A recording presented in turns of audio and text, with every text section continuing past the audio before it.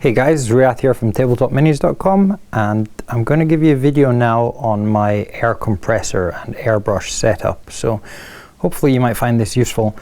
My compressor here is a SIL-AIR or SIL-AIR 50D, and I purchased this compressor from aircraft.net. That's air with a hyphen and then craft.net. I got it a few months ago and I've been using it since without any issues. So I didn't see any other reviews on the internet about this compressor, so I thought I might just do a quick one in case you're interested in buying one yourself, and also just a bit of an intro about airbrushing and how I've found, being quite new to airbrushing, the sort of things that I'm doing and things that I've learned over the last few weeks and months. So as you might already know, there's two types of compressors. There's the oil-free or there's oil-lubricated. Now the oil-free is the more common type because they're cheaper, they're smaller, and they're basically less hassle. You can carry them about without any issue. You don't have to do any maintenance on them. They're very efficient. If you're just sort of airbrushing from time to time, you're not very too serious about it. They definitely, or you're a beginner, I think they suit the purpose quite well. I think the AS18 is one of the most popular ones because it's very cheap. I think they're produced in China, and they're really good. I've got nothing negative to say about them because I've never really used them myself much. I mean, I went straight for this oil lubricated SIL-AIR, mainly for reasons like the noise and the amount of airbrushing that I do. So this model, the 50D, it's got a 6-liter receiver, so you can see this big tank at the bottom. And I opted to go for a compressor with a receiver just to sort of reduce the time that the pump is actually and the motor is actually running. So you notice with like the AS18, the models that don't have a tank, whenever you use the airbrush, so here's my airbrush here, a Harder Steinbeck AL Plus. So whenever you use the airbrush, the motor and the pump will come on, which is quite noisy. It's not bad if you're in your garage and you're not airbrushing in the middle of the night, it's fine. But if you like to airbrush continuously with minimum sort of noise and have a compressor that's going to last a long time, I think the oil lubricated is the best solution, but it is more expensive. So this particular model, this goes up to 120 psi, so that's about 8 bar. And it does about, I think, 50 liters per minute of airflow. So when you buy this air hose obviously isn't attached, and you've got a 1/4 inch female VSP outlet there. So what you need to do is you need to buy an adapter to get across to an 1/8 inch hose. I mean, you can use 1/4 inch hose, but it's not necessary. So if you want to get over to an 1/8 inch hose, you need 1/4 inch female to, I believe it's 1/4 to an 1/8 inch male, and then on the end of this hose, this nut here, that's an 1/8 inch female. So that makes the connection there, and you just use a little bit of Teflon tape, just sort of 1.5 wraps around it just to seal there. So that just keeps it nice and snug. And in terms of the hose, I've got an 1/8 inch braided hose here. They're not too expensive, but I would recommend you get one with a quick coupling. So you can see on this one, I can just take off the airbrush just like that.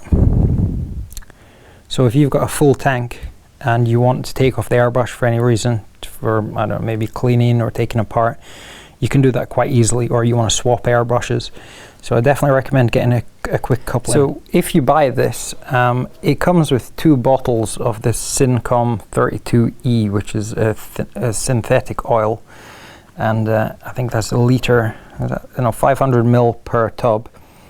It takes a full one of these to fill up the compressor. So what you do is you just take the little nut off up here, and then you pour into there, and then you have a look at the visual indicator here, the little bubble glass, and you just keep pouring it until this comes up to the halfway mark.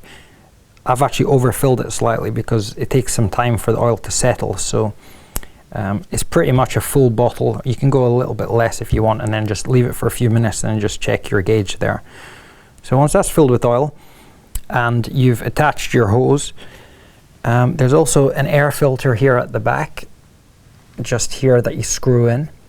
That's very simple. And then you're pretty much ready to go. So into the operation. So in here you'll see two gauges. There's one on the regulator here, and there's one here. This is tank pressure, so that should always be 8 bar, or around about 120 psi. And then this one is actually your regulated pressure. So you use this little knob up here. You can just turn it left and right to adjust your pressure on here, and then you can push it down to lock it in. So that's quite nice.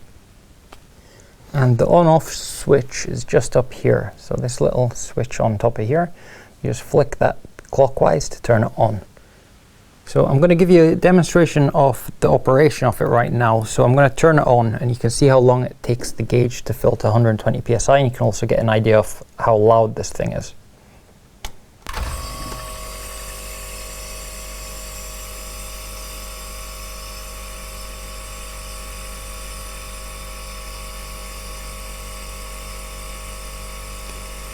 So it's really not very loud at all.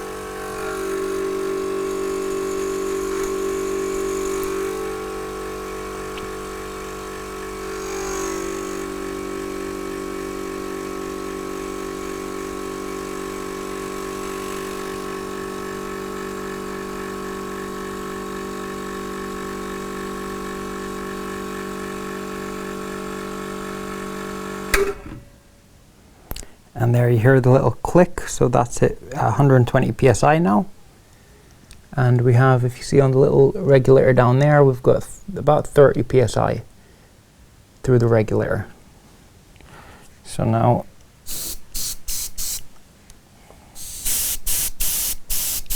we've got good air. So to give you a little demonstration, what happens is it goes from 120 psi by default. When it gets down to 60 psi in the tank, that's when the compressor will turn on again. It'll come back up to 120 psi, and then it'll cut off, and it'll wait for the tank to bleed down to 60 psi again. You can actually adjust this, so you can have a lower high point, or you can have you know, a high or low point, however you want. But by default, that's fine. 120 to 60 is quite a good range. So to give you some idea of how long it takes this tank to cut back in, I'll just do a little demonstration here.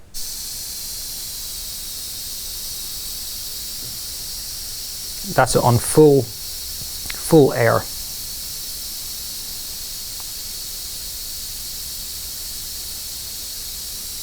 So you can see it's quite a long time, because it's a 6-liter receiver.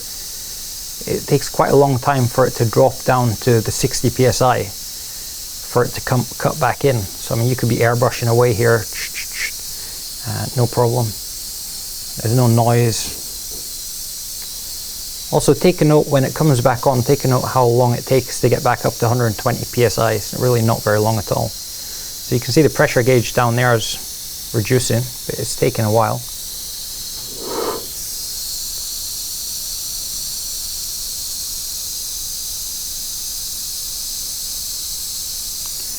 That's it.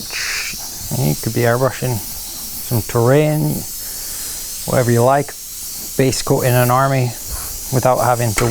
There we go. So there's cut back in again.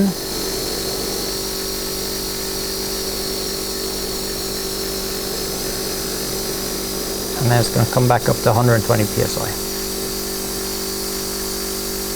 Actually, I think the set point might be 90, not 60. So it goes from 120 down to 90 and then it cuts out, and that's it full again. So you see you're constantly airbrushing. So that's the big plus side of having a large receiver. You know, you can just sit here and airbrush away, and you're not worrying about, you know, or getting surprised by the motor kicking in all the time or anything like that. So it's quite nice.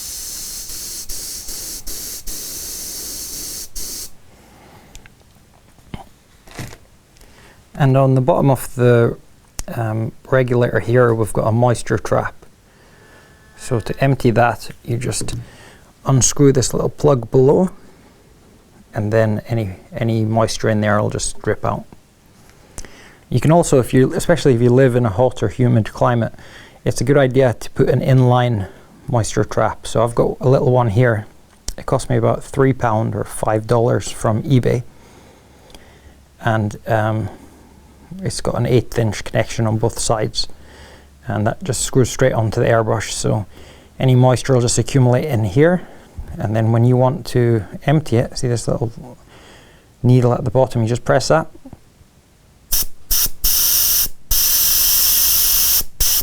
and it just bleeds off. And you put Teflon tape on that as well, just to make sure that it doesn't leak.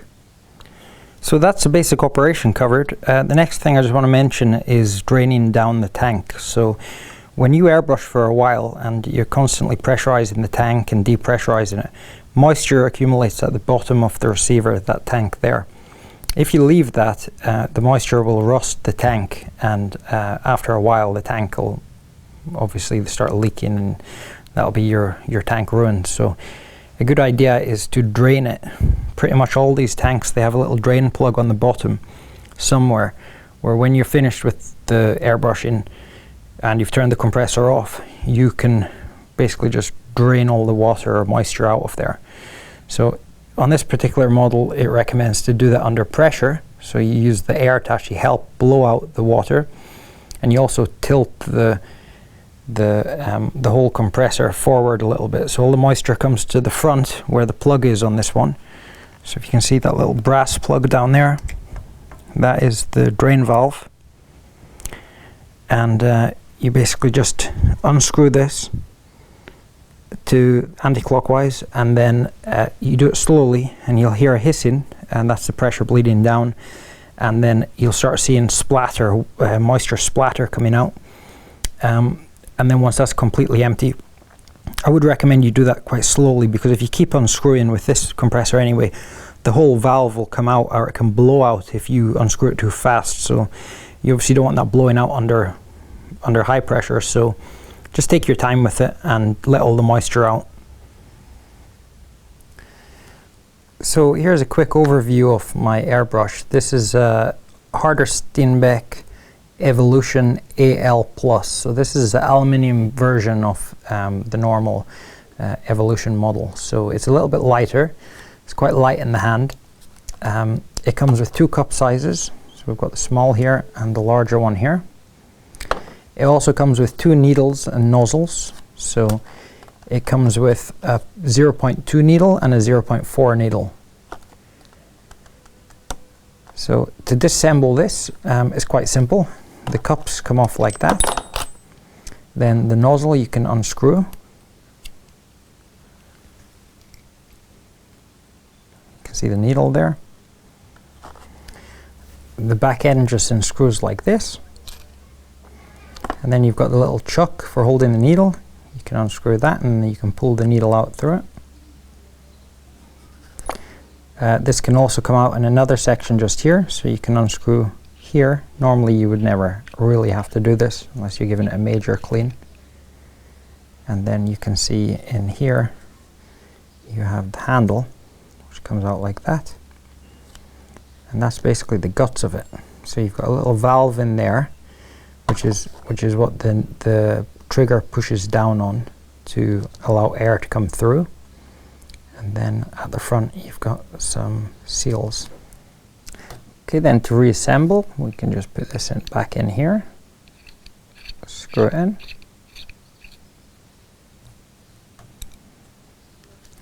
and the trigger just sits in like this.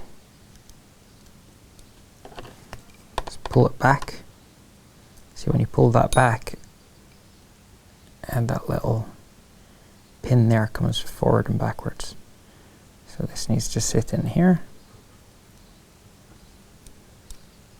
It can be quite fiddly to get it in properly, but it's not too hard. And there we go. So it's a good idea when you first get this to get some lube. This is just the harder, no, this is Iwata Super Lube, but there's other versions out there. Just put a droplet in there just to keep the trigger nice and smooth. Then the needle. It's a good idea to clean that every time you take it out, and also apply a little bit of Super Lube. So we'll put a little droplet on here.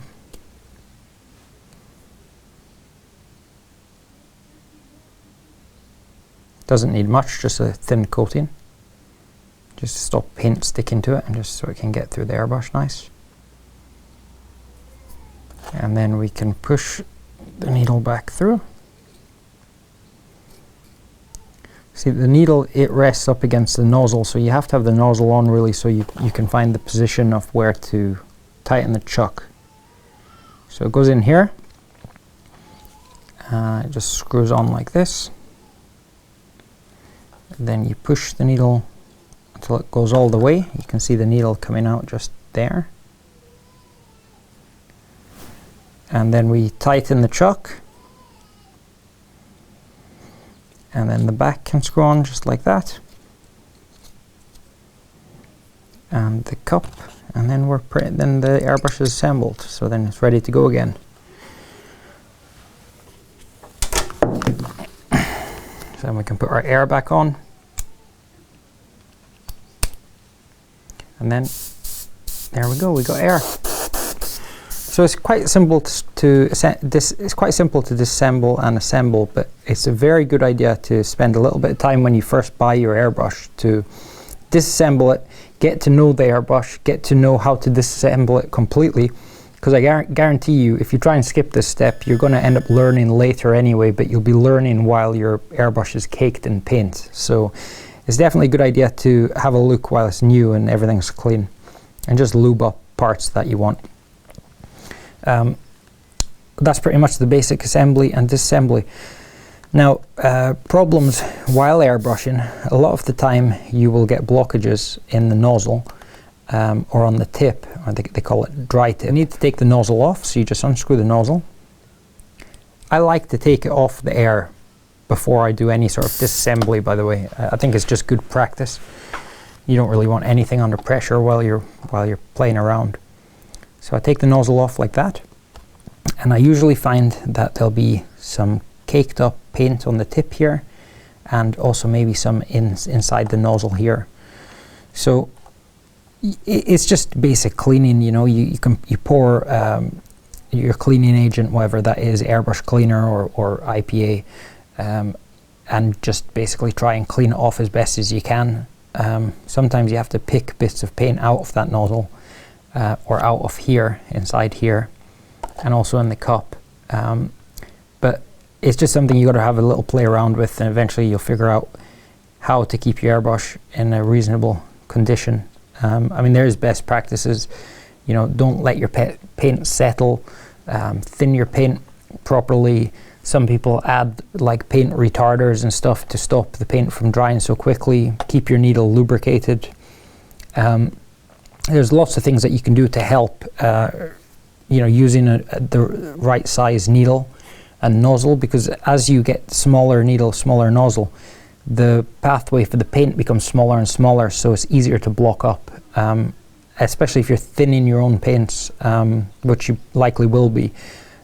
You just have to be really careful with what you're doing. So when I first bought an airbrush, I looked at the nozzle sizes and I thought, okay, well, I want to do detailed work, so I'll go for the lowest or the smallest needle possible, which is like 0.15 or around there.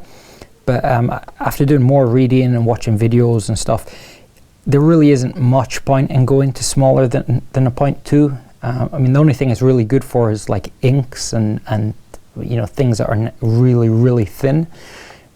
So I've got the 0.2 and the 0.4. I'm quite happy with that. I don't think I really need any smaller or bigger yet, but you know, I'm quite a beginner with the airbrush, so my advice is based on a couple of months of airbrushing, so don't take what I say as gospel. It's just my experience with the airbrush so far. So that's basically it. The products that I use for keeping the airbrush clean, I've got 2 tubs here. One's rubbing alcohol, or IPA, isopropyl alcohol. So I bought a big tub of this from eBay for about £4 or something. It's very cheap. It's like 70% alcohol. That stuff's really good. I also bought some of this Harder Steinbeck recommended Airbrush Pro Color cleaner, but I really find that this Airbrush cleaner stuff, it's expensive for what it is, and it doesn't do as good a job as the IPA. So I know lots of people use things like Windex and other products, but from what I've experimented with so far, I would say just buy some rubbing alcohol or IPA and just use that for everything, because it's cheap and it's the most effective that I've found. So I've got my airbrush cleaner here and my IPA in these smaller tubs. They're just more convenient for pouring into the airbrush rather than the big bottles. They've just got a screw top on up here. So that's what I use for cleaning. I've also got the paint station, which I think most people with an airbrush have, and I would definitely recommend this, especially if you're in a small confined area, because the fumes can get quite heavy if you're doing a lot of airbrushing, and especially when you're cleaning and you're putting quite a quantity of the airbrush cleaner or IPA through it. It's a nice place to hold your airbrush, for one, and secondly, you basically just spray into there all your excess paint or excess or your cleaner fluid, and you know, you don't fill the room with all this really bad stuff. So I would definitely get one of them. They're not too expensive. What else haven't I covered? So that's pretty much it on the airbrush side of things. So if you check out the video, which is in the video description below, you'll see this airbrush and compressor in action where I'm airbrushing an Imperial Night.